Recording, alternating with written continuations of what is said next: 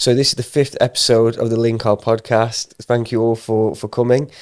Super cool bunch of people. So what we'll do is we'll do a brief introduction on each person, and then we'll go from there. I think everyone's heard my introduction already a million times, but founder of Linkar, setting up a tech platform to help people connect, setting up places for people to come together, helping businesses get more customers as well through loyalty and retention. So it's just combining that all into one ecosystem, and that's why we want to set up this podcast so we can talk about what's relevant. So we'll go to you next, Chelsea. Do you want to tell us a bit about what you do? Yes, so I do a lot of things. First and foremost, I do have a podcast myself as well. It's called The Well Podcast. I also am a business consultant exec for an insurance company. I'm also a worship leader at my church, so that's one of my greater joys to sing. That's pretty much it. Yeah, hi guys, I'm Sam. So I'm an account manager for global media and entertainment. You probably know a lot of our brands like Capital, Heart, LWC Radio. That's my day job, but I also run Social Manchester, which is a community of young professionals in the city. We run a variety of events for people that are new to the city, just want to meet new people. So we do games nights, we do brunches, we do hikes. I set it up a couple of years ago just out of my own need to meet new people in the city, and it's kind of exploded, and we're kind of selling out every event, and just really, I think it's important for people to get together in person nowadays, informally, and just network. So yeah, that's me. That's definitely something that we have in common. So that's where I think our relationship definitely flourished. What about yourself, David? Yeah, thank you for bringing me on the pod. I'll keep it short and brief. Like Chelsea, I have a lot of things attached to myself, but by trade, I'm a legal professional, also aspiring judge. But besides from that, I mainly work with Limitless. Me and my best friend, we've started a brand, health and wellbeing, alongside sports media. So we basically work on that. Besides from that, I also do coaching. I'm also looking to grow as a personal coach as well, but that's something later on down the line. But as of now, just looking to just grow and continue networking and meeting more people. So that's a brief overview of myself. Tell us a bit more about how that works, or just like the gist of the company. So at this moment in time, funnily enough, we've got an event on today. So we try to do as many events. We've recently we did our first event this year, which was inclusive of men and women, whereas the roundtable was more exclusive for just men. So it's just a casual get together, just bringing men together and just speaking about day-to-day pressures, just day-to-day life, and just making a safe space for men to just open and just feel vulnerable and to just speak about themselves. Vice versa today, because today's it's International Women's Day today. So we've also done an event for women. So it's the same as Roundtable, just similar concept, but it's just exclusive for women. So just giving women that space to just be able to just open up and speak about the women, just in terms of their troubles, or if whatever keeps them going, whatever keeps them down, just a space where they can just speak about themselves freely and just try to network and incorporate others as well. So it's just a space that we're trying to create and grow. Absolutely. And do you think having those independent sessions where you have like women's only, men's only, what's kind of the feedback that you've got from that, and what's the benefits of doing it that way? So we've had from the sessions that we have done, we've had quite a lot of positive feedback, because some people, it's like when we came to your event, we met people that have recently moved to Manchester that was looking for a space, looking for community. But Manchester's so big, but it can be so small if you don't know anyone. So by having these types of spaces like yourself, and even yourself, we were just trying to create these small little communities where people can feel a part of something and have that sense of belongingness. So that's been one of the main feedbacks, where people can be like, I feel associated to something, and that can be a part of something. So that's just something that we're trying to grow on a bigger scale. Just give people a platform, or give people a space where they can feel a part of something, rather than just existing and just not feeling a part of anything. No, absolutely. And it's interesting that you said it's like a micro community. Yeah. So you're giving people an opportunity, but you're tailoring it to what they would like, basically. So I think that's super interesting. And I'd like to hear from you, Chelsea, in terms of the last sort of 10 years, maybe a bit longer, how do you think things have changed when it comes to community, or the way that you can sort of build friendships within the city? Oh gosh, I haven't been in Manchester long enough to say 10 years, but just in general, I will say that's actually something that I've struggled with a lot, building community. I have seen a change in the difficulties of trying to reach out and connect. So I've personally had to force myself into spaces, and not saying like, oh my gosh, here, like let me in. But it's very much being intentional. You have to be a lot more intentional about your time and actively putting in the effort. And it's definitely now put based off of the individual, not just a community naturally welcoming you. You have to go out there and seek, and it says seek and you shall find. So I'm here seeking, you know. And I think it's definitely improved my life in general. I mean, even just having conversations about, you know, fitness. My gosh, walking up the stairs today, I was sweating. So community is helping me on that end. So yeah, that's the change. It's interesting that you say that. So do you think it's become more difficult to find the right communities, or do you think it's the opposite where because we're more connected than ever, or is that a bit of a paradox in the way that you've experienced it? It's definitely a paradox. I would say that there is a false sense of opportunity to connect, but to actually connect with someone, you do have to be present. But if presence is what you see on social media, that's not real presence. Presence is taking the time to sit and converse and actually listen and pay attention. So yeah, that's the paradox. Social media isn't actual connection. Sitting down and looking at each other in the eye is actually connection. Just to jump in on that as well, like the only way of releasing oxytocin is in person. You can't actually release that bonding chemical if you're virtual. So having that in-person connection is obviously key, you know, and that's why it's so important. Just to No, absolutely. it's quite interesting. It's like the actual science behind it is interesting as well. Do you know what I mean? When you look into it. Yeah, and being that obviously people need to come together in places, this is probably one for you, Sam. Having those third places where people can come, meet and engage with, what's been kind of your feedback from businesses like opening themselves up to being these places where people can come and visit? Is it purely like a monetization strategy, or businesses open to sort of opening their doors to people? Yeah, I mean, like, obviously, hospitality industry right now is struggling across the board. You know, we're seeing pubs, restaurants close every week. You know, communities like ours, we want to support those by bringing, you know, 60 to 80 people in the venues, spending money on drinks, spending money on food. We don't just do, you know, get people in there spending money, but we also do content for them to promote the venue. Like we do a reel, we'll do photography at every event. You know, we've hired nearly every games venue in the city now. So, you know, from Roxy's to Boom Battle Bar to Electric Shuffle was our last event. You know, so I think businesses are there to support communities as well, because, you know, they work hand in hand. From my experience anyway, businesses have always been willing to work with me on events, you know. So yeah, no, I think they're definitely willing to work, yeah. Yeah, so the more we can basically bring people together in these places, like you said, it's going to help support that. I don't know if you know, but 4 hospitality businesses every day have closed since the start of 2025. And throughout the country, that's an astonishing amount of businesses closing down. So these people coming together in the right places, communicating, building friendships and community, I think that not only helps the economics of the businesses, but then those people can then collaborate, work on projects, or just elevate their own life in some way, shape or form. What do you think with the technology side of things then? Do you guys have a view on the way that that's pushing us more in person, or do you think it's still separating us more than ever?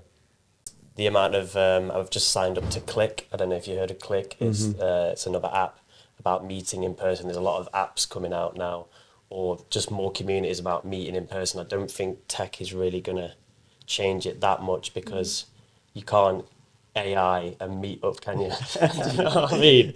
So you're always going to have those physical interactions. Like, technology is never going to take that away from us, in my opinion. There might be easier ways for people with more common interests, like you put your common interests into an app to meet people that are more like-minded, you know. Yeah. But I don't think technology is going to change in-person communities very much. Yeah. In my opinion, I don't know what you guys think, but I think we even see after COVID just how much people craved human connection. There was just a moment where, like, I mean, we all had the opportunity to sit down and scroll, and we all sat down and scrolled, creating content, all that stuff. But after COVID, it was like, okay, let's get out there, let's see people, let's see, meet up in coffee shops, let's, try and get that connection back. So I don't think, technology can take away that aspect because it's just a natural human desire. But I do think that even all these opportunities that technology is providing, they are just opportunities. It is still up to the individual to get out there.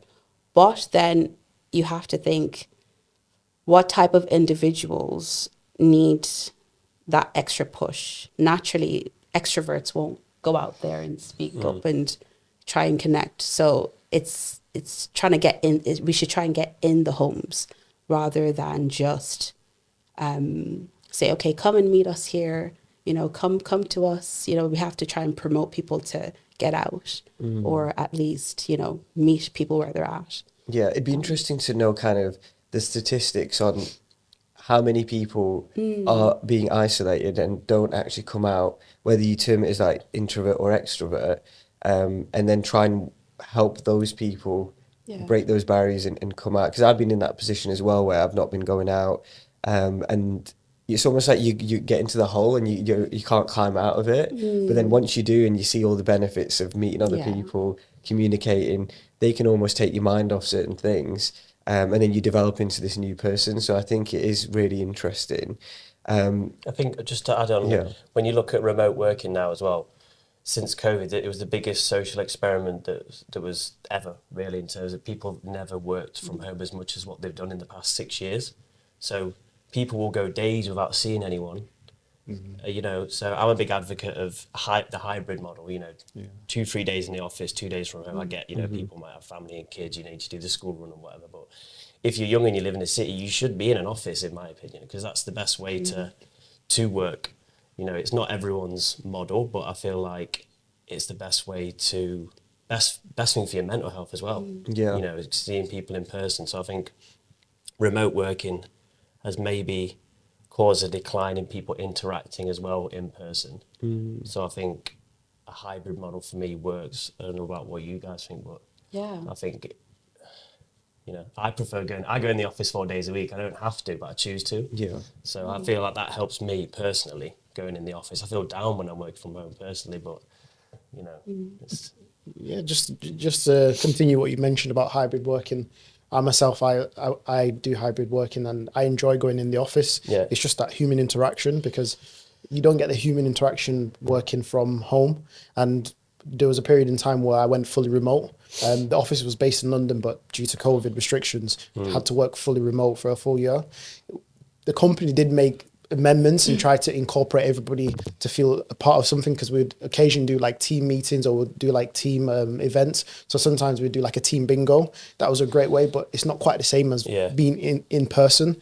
And it's just good to be in that environment, because it's a change of scenery, because sometimes everybody's different. Some people don't have the opportunity to have like an office or have like a space where they can just solely work. Some people work within their bedroom, or they work within their kitchen or within their living room. So having that hybrid model, it gives someone a different opportunity to go somewhere else to be able to work and also to interact. And it's really important to have that human interaction, because you're not just seeing the same four walls, you're seeing different people and you're seeing different spaces. And it's great to interact with people, because sometimes a small conversation can take you somewhere where you never thought you would be. Definitely, yeah. And just gives you that opportunity to just walk out your house and be like, oh, today I met such and such person. Whereas working from home, you don't get an opportunity unless you take yourself out of that space. So yeah, definitely.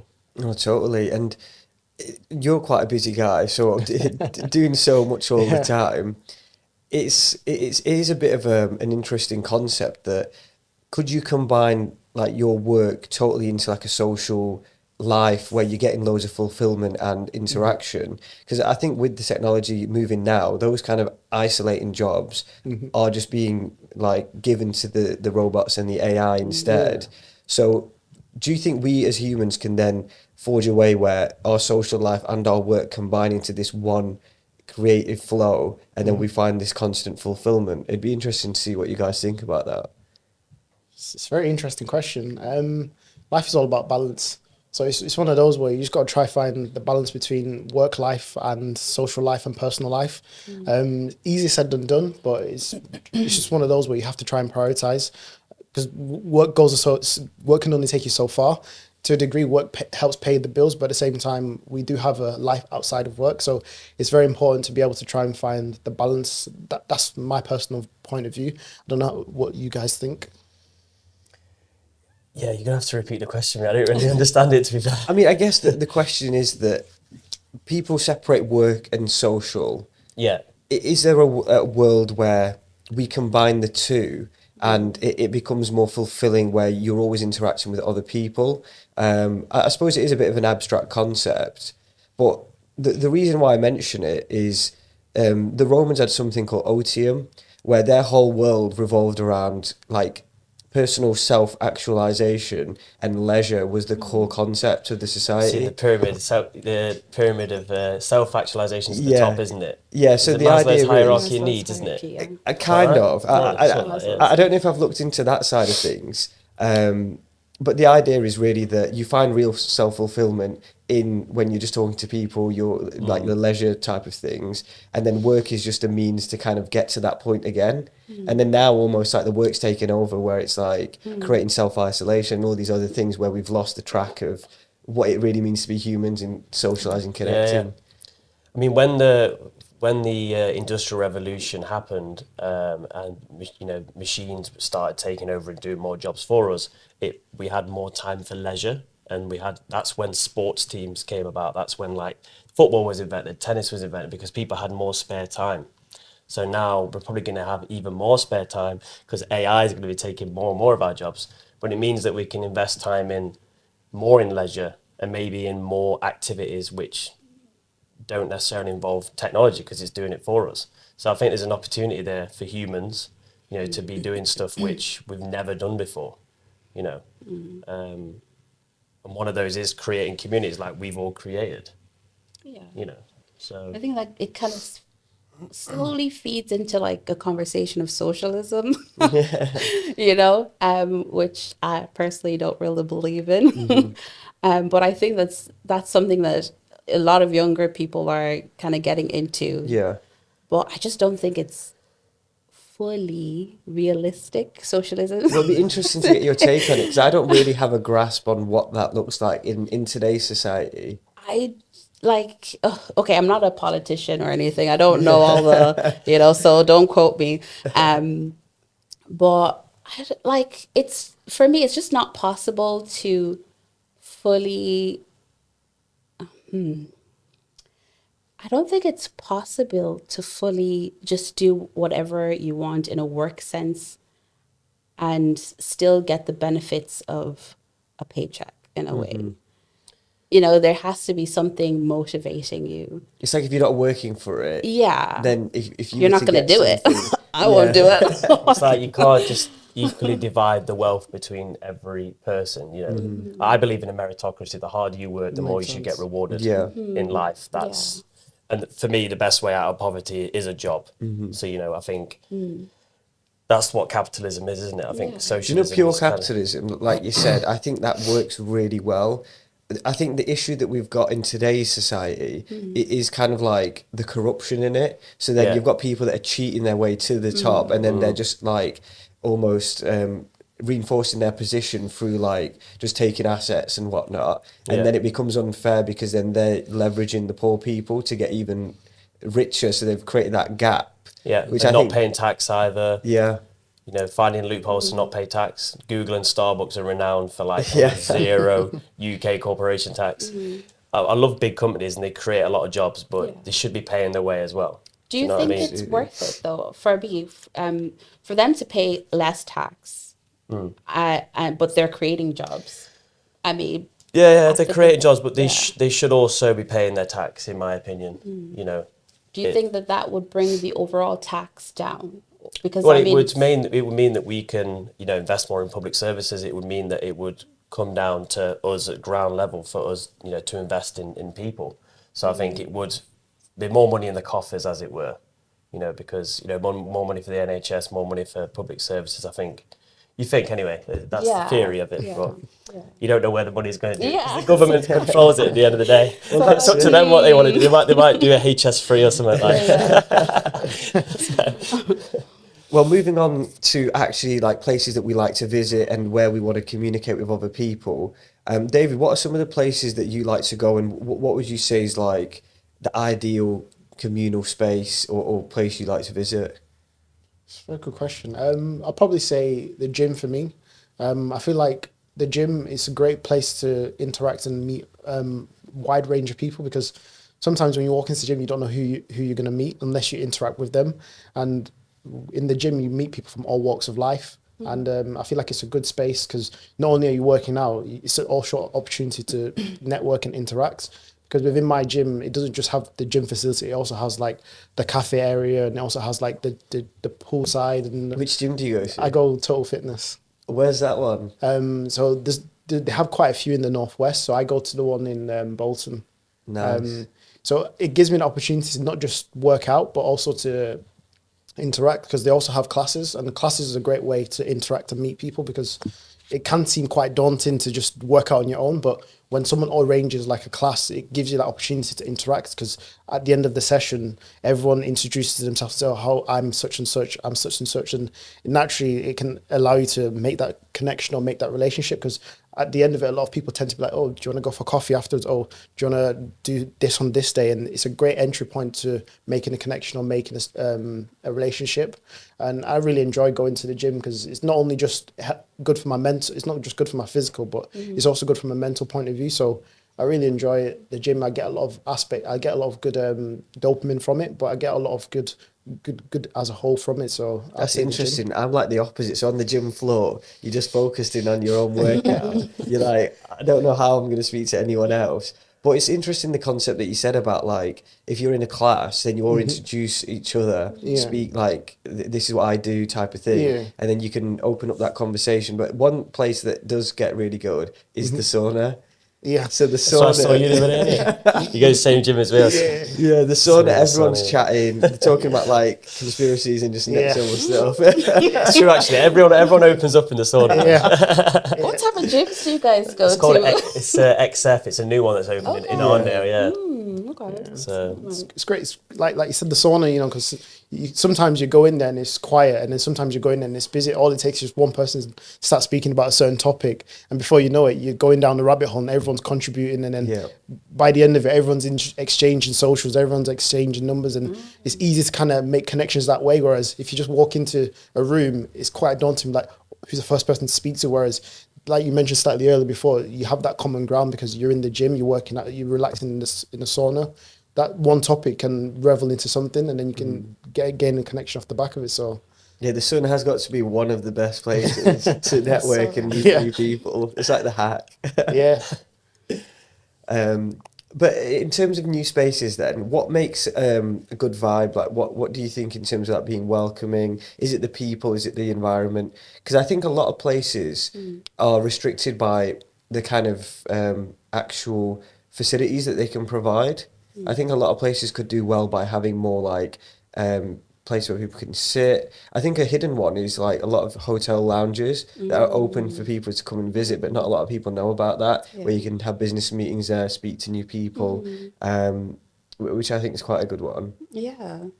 In terms of vibes.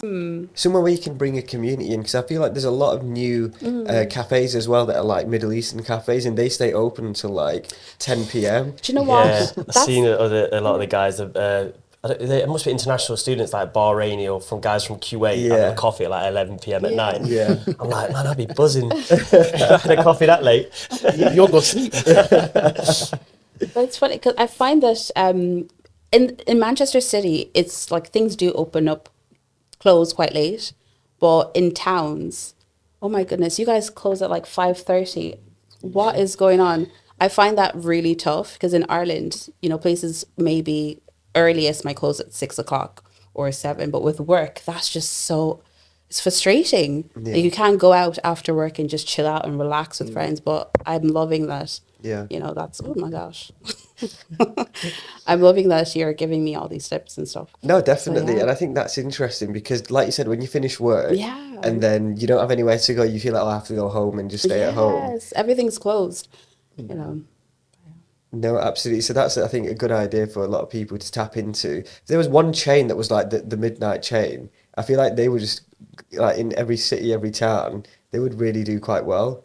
Because they'd be filling the gap where other people aren't currently in that gap. And it doesn't need to be like alcohol or partying. It's just, this is a vibe where you can come. There's like loads of soft sofas.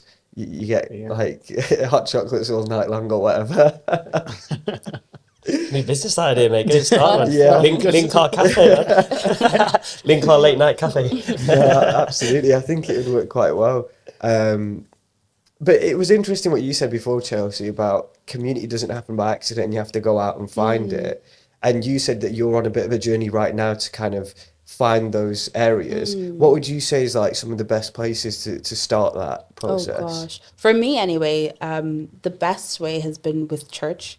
That's literally the way I've gotten in, and also just putting myself in really, okay, this sounds random, but really uncomfortable situations. So even this, you know, this would be my first time doing a podcast outside of my own. So just saying yes to a lot more things and just seeing life more as an adventure. That's how I try to live my life. So yeah, just saying yes and just showing up in random places. Yeah, it's Showing interesting up. that you said about church because I think that's a big one for a lot of people. Yes. And I think in today's day and age, people want that meaning more and more, but also the community that it brings with it. What are some of the benefits that you'd say about that community? Oh, my church has been one of the most important things in my life, not because of the religious factor, but the community.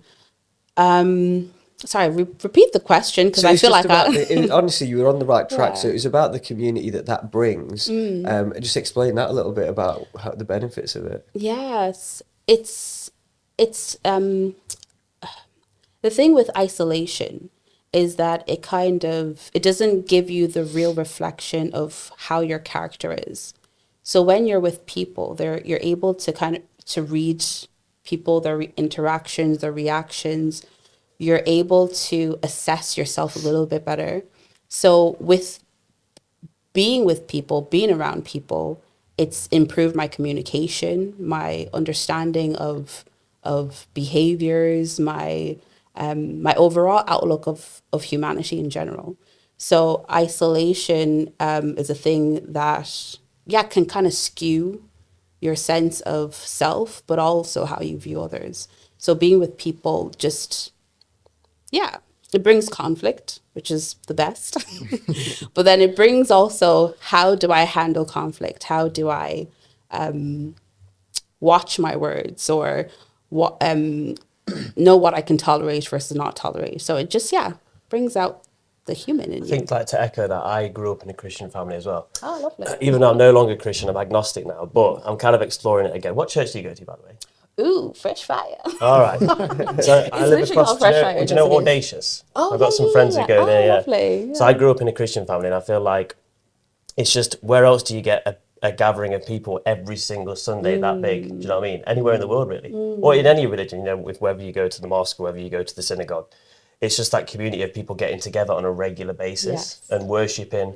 You know, reading scripture, listening to a sermon which you can apply to your everyday life, even during that week. You know, so I think small groups. I don't know if you have small groups in your church. No, so my church is the small group. Oh, okay. It's so small. Is it small? So yeah, but So normally, yes, like a lot of churches, they'll meet in smaller groups on like a Wednesday night, and that enables you to, if you're part of a big church, for you to get to know a small group of people. So you're not just walking into a big church. But I think it gives you purpose, meaning. You know, they do a lot of charity work, a lot of a lot of religious communities.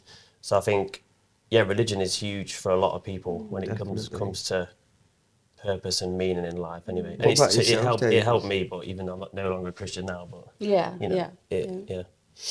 I can vouch for what you said as well, because generally every Sunday I'm at church. Today's the exception. But yeah, it's that sense of belongingness, because when you pray on your own or when you read the Bible on your own, it's not quite the same as when you interact with people or you're in a community, because you feel alone, whereas when you're with people, you know, you learn something from others that you probably might not learn alone. So being in the church, it's that sense of community and just that sense of belongingness. And I think as humans, we all crave it. You know, nobody wants to be alone. We all want to be with somebody, or we all want to be a part of someone or a part of something. And I think with faith, it's a good starting point because it gives you that sense of purpose and that sense of belonging. So each to their own, irrespective of what religion you follow, it's always good to try and be a part of the community of the faith that you follow, just so you can connect with like-minded people and obviously grow within your faith. So it's a good starting point, I would say, for churches and religion. Yeah, and it's something interesting you said, Chelsea, as well, that going out there and meeting new people might lead to like conflicts or something like that you don't expect, but that helps you grow as a person. So if you always sort of are scared to go out there, you're never going to grow or learn or develop yourself as a person. And there's only benefit in that. So you're going to become a better person, you're going to learn more, and that experience that you get can benefit other people as well. So it was really interesting, that point that you mentioned there as well. There's a scripture that says iron sharpens iron, you know, and it's funny because, you know, I think everyone has left a conversation being like, I should have said this and that. But in your room by yourself, you can say whatever. You have all the confidence in the world. Yeah. But when you actually get out there, it does bring a different perspective. It really does. Yeah. Definitely. I think that's what some of the younger generation need to understand, because they're really sort of closed off just on the TikToks and the social medias. Yeah. And I think that can have a big impact in the future in terms of how you communicate with people. But yeah, going on to, I mean, some of the social platforms briefly, I mean, for venues and for places that are getting exposure, Sam, what's your experience with like Google, Instagram now? Do you think it's just becoming way too saturated? And does that online perspective really give it the dues that it deserves? I mean, we've had huge success with Social Manchester on Instagram. I'd say that's our biggest following. We're nearly up to like, I think, 5,000 followers. Obviously, most of our content is posted on there. Like the vast majority of our age demographic is kind of on there as well. Average age is probably around 30, but we get people from 21 up to 40. You know, so apparently young professional stops at 40, but you know, so we get a wider range of people. But our generation is still like, you know, on Instagram, not that much on TikTok yet. That's kind of the generation coming up, more like my brother's generation. He's like 18, he's constantly on it. But so yeah, Instagram, I've had huge success from. Facebook, I can't remember the last time I logged on to Facebook. That's more my parents' generation, you know. So I think, yeah, Instagram is still really big in terms of, I do boosted ads on there as well. So I'll boost a reel, and if you know, I'll see how many people have clicked through to the ad. So it's still working relatively well for me, and that's probably that's the biggest platform I use really. LinkedIn as well. LinkedIn is becoming more like a social media platform. It used to be like very professional. Now people are just posting they've been to the gym or something. You know, it's kind of come away from professional. It's gone into full-time Facebook. Do you know what I mean? So LinkedIn's a great place to find people as well. To like, if you're building a team or whatever. I think everyone on LinkedIn is just looking for the next opportunity or how they can leverage that extra hour they have to work on another company or something. So it's definitely interesting, that point that you make. And I suppose with Instagram and just that social media in general, how do you kind of stand out? Because there's a lot of traffic on there. So yeah, I mean, the way that we differentiate ourselves is that we're very, very laid back and chilled way to network. You know, we're essentially, there's a lot of networking communities in Manchester. You've got Manchester Young Professionals, you've got After Work Club, you know, there's so many in real life, you know, meeting communities now, but we're very chilled and laid back. Like we do a lot of games nights. We find that the games kind of breaks the ice with people. So, you know, it's hard when you walk into a room. It's even daunting for me now when I walk into a room full of people. It's hard to go up to someone and start chatting to them, but the games really breaks the ice. When I mean games, I mean like bowling, table tennis, you know, something active to do. There's more and more of these leisure venues popping up because they're realising people don't just want to go to a bar and drink anymore. They want to do something while they're having a drink. You know what I mean? Yeah. So we found games venues are really successful. That's kind of our USP. There's not really anyone else that's doing that right now. Have you ever done a pool one? Yeah, we've done pool as well. Pool's good. Yeah, it's just like, you know, you can go up to start chatting to people that are playing a game of pool. It's not like you're trying to infiltrate a group that are already talking. Yeah. So we found that games really helps with our community, and everyone always says that they feel welcome. I've got a lot of ambassadors as well. I've got like 12 people on my committee that always have lanyards on. If we ever see anyone that's alone, we always make sure that they're always being spoken to, so no one's left alone. You know, because some networking events, you know, it's hard if you like, we were talking about extroverts and introverts. If you're an introvert and you walk into a room full of extroverts, it's hard. Do you know what I mean? Yeah. So, yeah, the games has helped. Games nights have helped me massively. And how did the ambassadors work? Yeah, so they're just volunteers basically. So they'll volunteer. They take like a few hours a month just for one event, and they'll just, you know, check people's tickets as they're coming in, or they'll just welcome people. You know, ask them, you know, what they do for work, what brought them to Manchester, just general, because I can't talk to 80 people on one night, so I need to make sure that the team's there they help me like run the events as well, like do the setup and help me find venues. But I found that the committee really helps as well, you know, because like I say, it's hard chatting to so many people in one night. So No, absolutely. I think that's quite interesting to have people there that are keen to help. And I suppose they believe as well in community and bringing people together. Yeah. And that's their, I suppose, reason for being there. So other than the fitness side of things, David, what have you ever been to any other networking, or what's your thoughts on how to build not just a professional network, but building friends in and around the city? Besides from fitness, I try to go to as many non-fitness related networking events. So mainly Manchester professionals.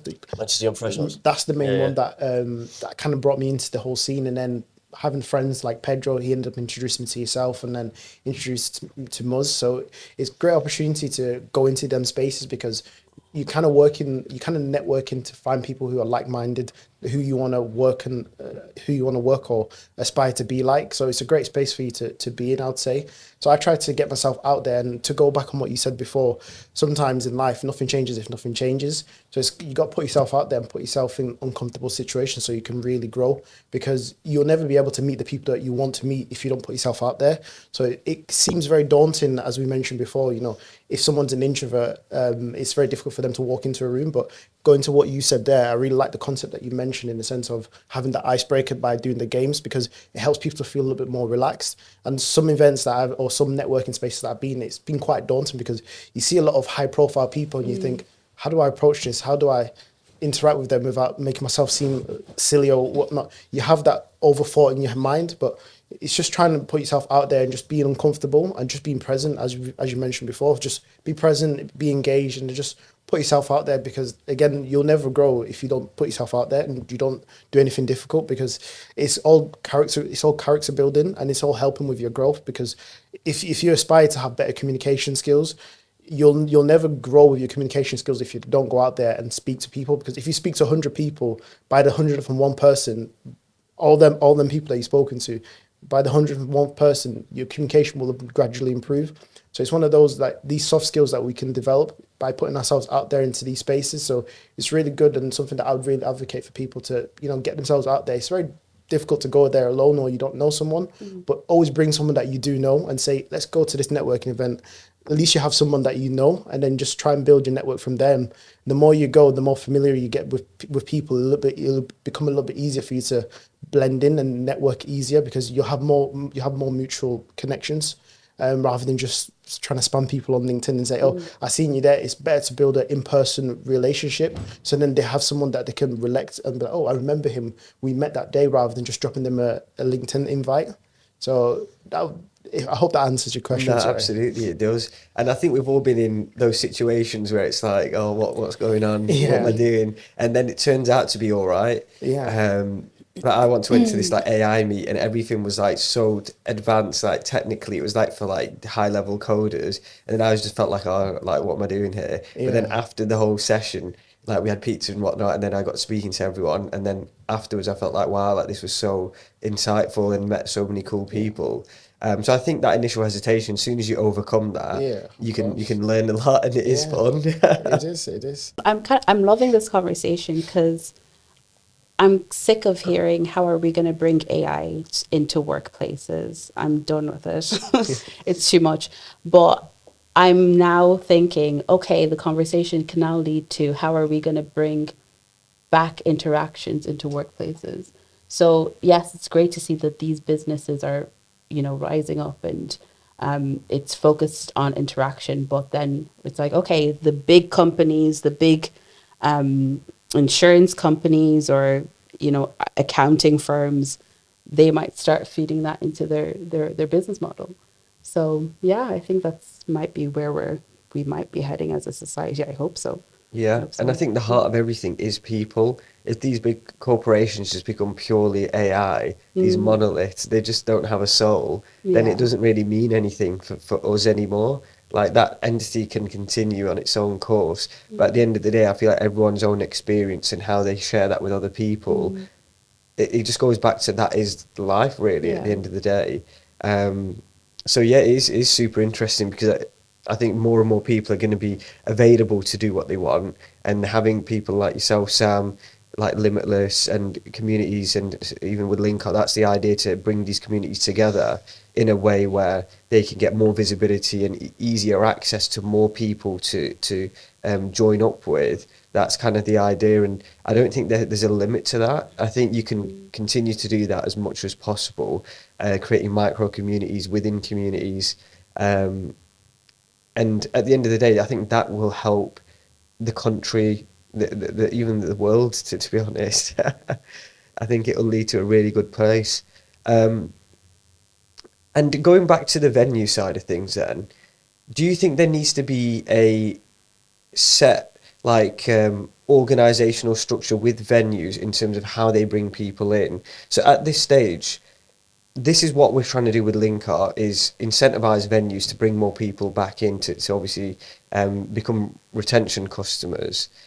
What's your view on this, Sam, in terms of venues? Like, what feedback have you had from venues? Do they feel like we have times where we're empty, or would we open later if we could make more money and get more people in? Is there opportunity there? Yeah, definitely. I think, like I said, hospitality is struggling. They want people in the venue, and they've always had a good response from our events. The bar revenue is always good. I think there's definitely opportunity for you to link up with venues. I think they're very approachable and they're willing to work with you. As long as you can, they're getting something from it. So I think they're more willing than ever. Actually, sometimes some venues can be a bit, what's the word, like unwilling to work with you, or a bit tight. Like, oh, we're going to charge you for all these games, or we want a minimum bar spend. But you can negotiate a lot more now with venues because hospitality is struggling. But at the end of the day, it's kind of you scratch your back, I scratch yours sort of thing. So I think, yeah, they're definitely more willing to work, yeah. Absolutely. So, And I think we'll basically get a bit of an idea from each person now in terms of how they would set up. Let's say, for instance, if you were fresh to the city, if you were just arriving in Manchester, how would you go about re-engaging that social circle and building friendships? that was me 3 years ago. I literally moved to Manchester not knowing anyone. First thing I did, I went on Meetup, which is where I actually started my events. I was running 3 events on Meetup. I don't know if you guys know what Meetup is. Yeah. Yeah. It's obviously an app where you just meet new people. What do so you have, think like, of it just before you go into it? Yeah, it was good. It's good. I think there's some interesting characters that go to some of these events. Like, Oh, yeah. I would say there's like a lot of, like, I would say, like, quite socially awkward people. Lovely people, but just not really. How do I explain it? Just just a lot of different types of people. But I Do you think think it's needed though for those, like, are they the ones that want to come out and speak more because they're maybe introverts or yeah, whatever? probably because they are isolated, and I think a lot of people that go to these events are probably isolated and probably don't have many friends. So, yeah, like, to go back to your question, like, yeah, I went on Meetup and I met friends through there. I was going to say join a run club there, but run clubs are only a thing of like the past couple of years, aren't they? Run clubs have just exploded. I'd probably join a run club. I'd probably, join a gym. Obviously, my office is here as well. So I'd make sure I'm in the office and interacting with colleagues as well. Just whatever it is you're passionate about. Obviously, join a church if you're religious. or or a mosque or a synagogue, whatever. Just whatever you're passionate about, I guess. Yeah. That's probably what I'd do. I'd look for your passions in the city and just turn up to events. Look for networking events around the city. There's so many networking events. That's probably what I would do. Yeah. I moved to Manchester. Interesting. Yeah. Yeah. I think everyone would pretty much follow that same trajectory. Could you take that a step further? Is there any networking that you can go like on holiday with people? Have you heard of that? One of our sponsors is We Road. Yeah. And obviously you meet a group of strangers out there. So I've done 3 We Roads. I've done Thailand, Mexico, Morocco, and you literally meet a bunch of strangers out there. And it's all planned out the whole trip. So technically that's Interesting. kind of networking, but I keep seeing this advert on Instagram about these. I don't know if you get the same advert.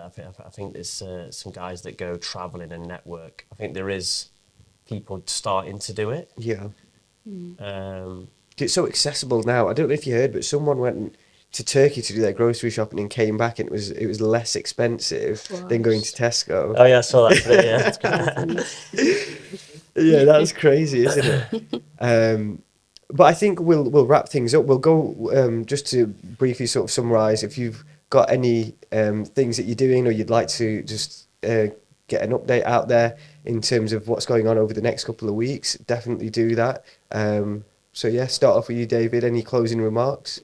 The World Cup, because the World Cup is vastly approaching, and we're also opening it up to everyone, so it's not just football related. So we're also going to give brands an opportunity to work with us and collaborate with us. So we want to give other like-minded brands opportunity to be able to grow and give them a platform. So so that's basically our next upcoming event on the 16th of May. So even if you're not interested in playing FIFA, or you're not interested in the competition, it's a great space to come out there and interact and network with like-minded people, or just give yourself an opportunity to meet and see new people. So that's something that I'll probably want to leave with. Yeah. Do you know what I'd love to do? Because I'm not into FIFA, but I played Call of Duty growing up. If you did like a no scoping tournament, I'd be down. That's something to think about, yeah. Just like 1v1 lobbies. I don't know if you played Call of Duty. Back when I was young, yeah. very frustrating. A lot of controls were broken, but No, but that sounds really good. Yeah.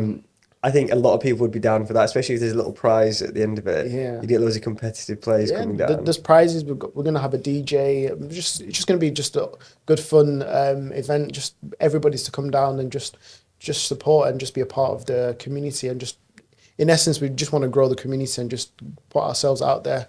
It's a great opportunity because it's in preparation of the World Cup. So, yeah, it's perfect timing, I'd say. Lovely stuff. Yeah. What about you, Sam? What's coming up? Yeah, so our next games night is at Sixers Cricket in Corn Exchange. So if you have never done indoor cricket, it's worth coming down and giving it a try. Or if you just obviously new to Manchester, just want to meet new people, we're really laid back, we're really chilled. Just come down, and we've got plan on doing a hike as well mid-April. So we'll put that out on Instagram and the socials, and then we're going to do a creative craft workshop as well. We did a poll about what events people wanted this year, and games nights was first. The creative craft workshops was second, and then brunches and hikes. We want to do a lot more variety of events this year rather than just the games nights as well. Because we find that not everyone likes going out and having a drink. So we want to do more sober events for people as well. So, yeah. Sounds good. What about yourself? Any exciting stuff coming up? Ooh, well, you guys are giving me really great ideas, so thank you very much.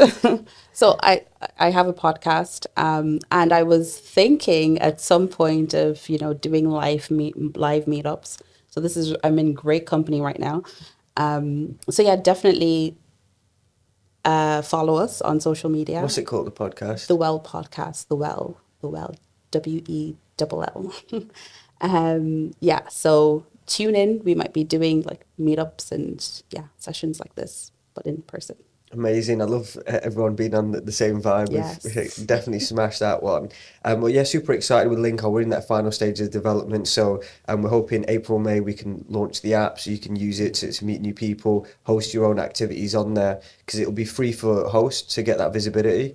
So we've got about 3,000 people. We want 5,000 as a pre-sign up that we can launch to and cultivate the student community as well, because they're really open to meeting and doing new stuff. So super exciting. So stay posted on the socials. But yeah, thank you very much, guys. It's been a pleasure. Thank you. Thank you.